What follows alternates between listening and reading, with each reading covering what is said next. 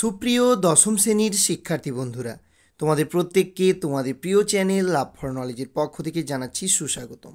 তো সুপ্রিয় বন্ধুরা, আজকের ভিডিওতে তোমাদের সঙ্গে আলোচনা করব মাধ্যমিক ইতিহাসের যে বিটিএ টেস্ট পেপার তার 343 পেজের যে ইতিহাস প্রশ্নগুলি রয়েছে সেই ইতিহাস প্রশ্নগুলির সলিউশন নিয়ে। তো চলো বন্ধুরা, আজকের ভিডিওটি শুরু করছি। ABTA test paper solution 2024 history page number 343 তো প্রথমে আমরা বিভাগ ক নিয়ে আলোচনা করব, যেখানে 20টি প্রশ্ন রয়েছে। বলা হয়েছে সঠিক উত্তরটি বেছে নিয়ে লেখো।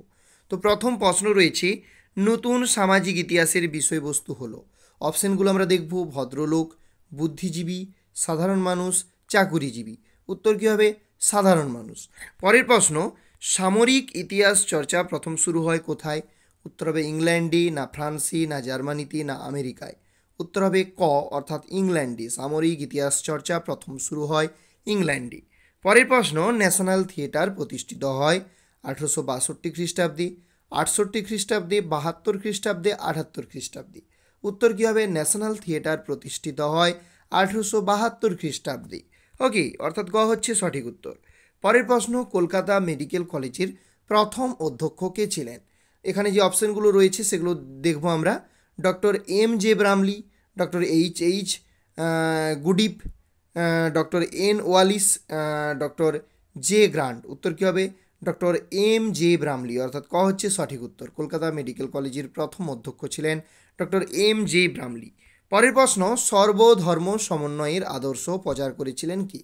তাহলে এক্ষেত্রে অপশনগুলো দেখব, শিবনাথ শাস্ত্রী, স্বামী বিবেকানন্দ, শ্রীরামকৃষ্ণ, রাজা রামমোহন রায়। উত্তর কী হবে? শ্রীরামকৃষ্ণ পরমহংসদেব, অর্থাৎ গ হচ্ছে সঠিক উত্তর। পরের প্রশ্ন, অচল সিংহ নেতৃত্ব দিয়েছিলেন চুয়াড় বিদ্রোহে, কোল বিদ্রোহে, সাঁওতাল বিদ্রোহে, মুন্ডা বিদ্রোহে। উত্তর কী হয়ে যাবে? অচল সিংহ নেতৃত্ব দিয়েছিলেন চুয়াড় বিদ্রোহে।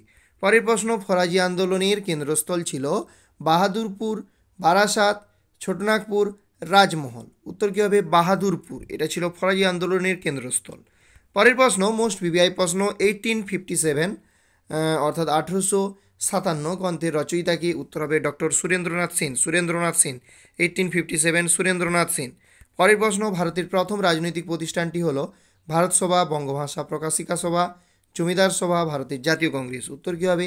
ভারতের প্রথম রাজনৈতিক প্রতিষ্ঠান হচ্ছে বঙ্গভাষা প্রকাশিকা সভা। পরের প্রশ্ন, আধুনিক কার্টুন চিত্রের জনক ছিলেন কে? উত্তর কী হবে? উত্তর এখানে অপশনগুলো দেখব, রামকিঙ্কর বেইজ, গগনেন্দ্রনাথ ঠাকুর, অবনীন্দ্রনাথ ঠাকুর, রথীন্দ্রনাথ ঠাকুর। উত্তর কী হবে? গগনেন্দ্রনাথ ঠাকুর, যিনি আধুনিক কার্টুন চিত্র বা ব্যঙ্গচিত্রের জনক ছিলেন। ওকে, গগনেন্দ্রনাথ ঠাকুর। পরের প্রশ্ন হচ্ছে, রামরাম বসুর প্রতাপাদিত্য চরিত্র গ্রন্থটি মুদ্রিত হয় ঢাকায়, কলকাতায়, রংপুরে, শ্রীরামপুরে। উত্তর কী হবে? শ্রীরামপুরে। রামরাম বসুর প্রতাপাদিত্য চরিত্র গ্রন্থটি মুদ্রিত হয় শ্রীরামপুরে। বিশ্বভারতী কেন্দ্রীয় বিদ্যালয়ে পরিণত হয় 1951, 52, 53, 54। উত্তর কী হবে? 1951 খ্রিস্টাব্দে বিশ্বভারতী কেন্দ্রীয় বিদ্যালয়ে পরিণত হয়।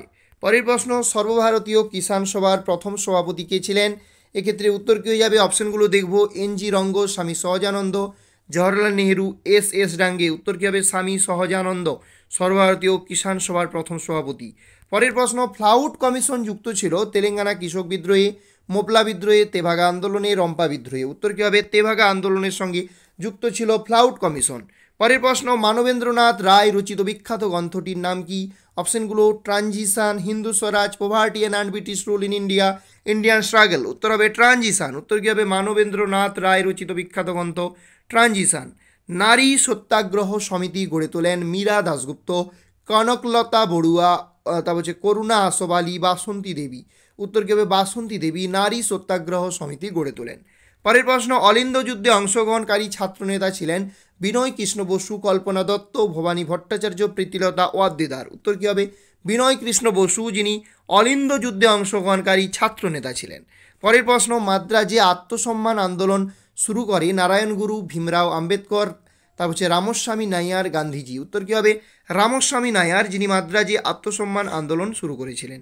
স্বাধীন ভারতের প্রথম গভর্নর জেনারেল ছিলেন Maulana Abul Kalam Azad, Sardar Vallabhbhai Patel, Rajendra Prasad, Lord Louis Mountbatten. উত্তর কী হবে? লর্ড লুই মাউন্টব্যাটেন স্বাধীন ভারতের প্রথম গভর্নর জেনারেল ছিলেন। স্বাধীন ভারতের প্রথম গভর্নর জেনারেল কে ছিলেন? Lord Louis Mountbatten. পরের প্রশ্ন, নেহেরু লিয়াকত চুক্তি স্বাক্ষরিত হয় 1947, 1900, 1952, 1964। উত্তর হবে 1952 খ্রিস্টাব্দে নেহরু লিয়াকত চুক্তি স্বাক্ষরিত হয়েছিল। তো এটা গেল আমাদের বিভাগ ক। এবার আমরা বিভাগ খ আলোচনা করব, যেখানে বলেছি যে কোনো 16টি প্রশ্নের উত্তর দাও, প্রতিটি উপবিভাগ থেকে অন্তত একটি প্রশ্নের উত্তর দিতে হবে। উপবিভাগ 1-এ আমরা দেখতেছি, উপবিভাগ মানে 2.1-এ বলছে একটি বাক্যে উত্তর দাও। প্রথম প্রশ্ন, কৌশিক বন্দ্যোপাধ্যায় কোন বিষয়ের ওপর ইতিহাস লিখেছেন? উত্তর হবে খেলা যখন ইতিহাস। কৌশিক বন্দ্যোপাধ্যায় কোন বিষয়ের ওপর ইতিহাস লিখেছেন? উত্তর হবে খেলা যখন ইতিহাস। পরের প্রশ্ন, এশিয়াটিক সোসাইটি কে প্রতিষ্ঠা করেন? উত্তর হবে উইলিয়াম জোন্স। উত্তর কী হবে? William Jones. তারপরে কি বলেছে? হাফ টোন ব্লক কি? তাহলে উত্তর কী হবে? 20 শতকের একটি মুদ্রণ কৌশল হলো হাফ টোন ব্লক। এখানে বিন্দুর নিদর্শনগুলি চিত্র তৈরি করে মুদ্রণ প্রক্রিয়া সীমিতকালীন হাফ টোন রং এবং ছায়াগুলির চেহারা তৈরি করার একটি উপায় ছিল। তাহলে কি বলছে? যে 20 শতকের একটি মুদ্রণ কৌশল হলো হাফ টোন ব্লক। এখানে বিন্দুর নিদর্শনগুলি চিত্র তৈরি করে মুদ্রণ প্রক্রিয়া সীমিতকালীন হাফ টোন রং এবং ছায়াগুলির চেহারা তৈরি করার একটি উপায় ছিল। ওকে, তারপরে কি বলেছে? সীমান্ত গান্ধী কাকে বলা হয়? উত্তর হবে খান আব্দুল গফ্ফর খানকে সীমান্ত গান্ধী বলা হয়। এরপর উপবিভাগ 2.2 ঠিক বা ভুল নির্ণয় করো। গথিক স্থাপত্যের একটি উদাহরণ হচ্ছে কলকাতা হাইকোর্ট। অবশ্যই এটা ঠিক হবে। পরের যে প্রশ্নটি রয়েছে, হুতুম পেচার নকশা হলো বাংলা ভাষায় প্রথম সামাজিক ব্যঙ্গ সাহিত্য। এটাও কি হবে? ঠিক হবে। ওকে, 1925 খ্রিস্টাব্দে বোম্বাই শহরে আত্মপ্রকাশ করে ভারতের কমিউনিস্ট পার্টি। এটা কী হবে? ভুল হবে। ঠিক আছে, তারপরে কি বলেছে? ভগিনী নিবেদিতা অনুশীলন সমিতির সদস্যা ছিলেন। এটা কী হবে? ঠিক হবে। ভগিনী নিবেদিতা অনুশীলন সমিতির সদস্যা ছিলেন। এরপর উপবিভাগ 2.3 কস্তম্ভের সঙ্গে খস্তম্ভ মেলাও। বলেছে দেবী সিং, দেবী সিং থেকে হবে রংপুর। রাজনারায়ণ বসু, এখান থেকে হবে হিন্দু মেলা। তারপর হচ্ছে সতীশচন্দ্র মুখোপাধ্যায়, এখান থেকে হবে ডন সোসাইটি। সতীশচন্দ্র সামন্ত, এখান থেকে হবে তাম্রলিপ্ত জাতীয় সরকার। ওকে, এবারে কি বলছে? উপবিভাগ 2.5 নিম্নলিখিত বিবৃতিগুলির সঙ্গে সঠিক ব্যাখ্যাটি নির্বাচন করো। তাহলে বিবৃতিতে কি বলা হয়েছে? দেবেন্দ্রনাথ ঠাকুরের আমলে ব্রাহ্ম সমাজের প্রথম বিভাজন ঘটে। তাহলে এক্ষেত্রে কোন ব্যাখ্যাটা ঠিক? বেদের অভ্রান্ততা বিষয়ে তার সঙ্গে তরুণ ব্রাহ্মণদের বিরোধবাদী। 2 নম্বর ব্যাখ্যা, তরুণ ব্রাহ্মণরা সমাজ সংস্কারের পক্ষপাতী ছিলেন। 3 নম্বর ব্যাখ্যা, কেশবচন্দ্র তার নাবালিকা কন্যার সঙ্গে কোচবিহারের রাজার বিবাহ স্থির করেন। তাহলে এক্ষেত্রে কোন উত্তরটা সঠিক হবে সেটা আমরা দেখে নিচ্ছি। তাহলে আমরা প্রশ্নটা আরও একবার দেখব। আমরা স্কিপ হয়ে গেছিলো প্রশ্নটা, তো চলে যাচ্ছি প্রশ্নের কাছে। তো আবার দেখছি যে দেবেন্দ্রনাথ ঠাকুরের আমলে ব্রাহ্ম সমাজের প্রথম বিভাজন ঘটে। তাহলে এক্ষেত্রে কোন ব্যাখ্যাটা ঠিক হবে? এক্ষেত্রে উত্তর হয়ে যাবে ব্যাখ্যা 2, তরুণ ব্রাহ্মণরা সমাজ সংস্কারের পক্ষপাতী ছিলেন। এটা হচ্ছে সঠিক হবে। তারপরে বিবৃতি কি? স্বামী বিবেকানন্দ বর্তমান ভারত গ্রন্থটি রচনা করেন। তাহলে ব্যাখ্যা 1, তার উদ্দেশ্য ছিল আধুনিক ভারতের ইতিহাস প্রণয়ন করা। তার উদ্দেশ্য ছিল নব্য হিন্দু ধর্ম প্রচার করা।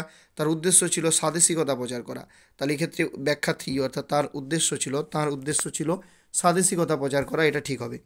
বিবৃতি, 19 শতকে ছাপা বইগুলির চাহিদা বৃদ্ধি পায়। তাহলে এখানে ব্যাখ্যা কোনটা ঠিক? লোকে ছাপা বই পড়তে ভালোবাসত। তারপর ব্যাখ্যা 2, এই সময় একাধিক শিক্ষা প্রতিষ্ঠান স্থাপিত হয়। ব্যাখ্যা 3, ছাপা বই দেখতে সুন্দর ছিল। তাহলে উত্তর হবে এই সময় একাধিক শিক্ষা প্রতিষ্ঠান স্থাপিত হয়।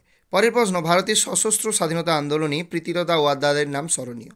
ব্যাখ্যা 1, তিনি বিপ্লবীদের সঙ্গে যোগাযোগ রাখতেন। তিনি চট্টগ্রাম ইউরোপিয়ান ক্লাব আক্রমণের নেতৃত্ব দিয়েছিলেন। 3 নম্বর, তিনি ঢাকার মেধাবী ছাত্রী ছিলেন। উত্তর হবে তিনি চট্টগ্রামের ইউরোপিয়ান ক্লাব আক্রমণের নেতৃত্ব দিয়েছিলেন। তো আমরা এখানে আমাদের যে ম্যাপ পয়েন্টিংয়ের যে উপবিভাগটা ছিলাম সেটা স্কিপ করে গেলাম। তো অবশ্যই ওখান থেকে কিন্তু একটা কেউ যদি চাও যে আমি ম্যাপ পয়েন্টিং থেকে একটা প্রশ্ন টাচ করে বাদবাকি অন্য উপবিভাগ থেকে প্রশ্নগুলো টাচ করব, তাহলে তোমরা একটু ম্যাপ পয়েন্টিংটা একটু বাড়িতে নিজেরা একটু প্র্যাকটিস করবে। তো আশা করি তোমাদের ভিডিওটি ভালো লাগলো। যদি ভিডিওটি ভালো লাগে অবশ্যই একটি লাইক করো এবং তোমার প্রিয় বন্ধুবান্ধবীদের সঙ্গে ভিডিওটি বেশি বেশি করে শেয়ার করে দাও।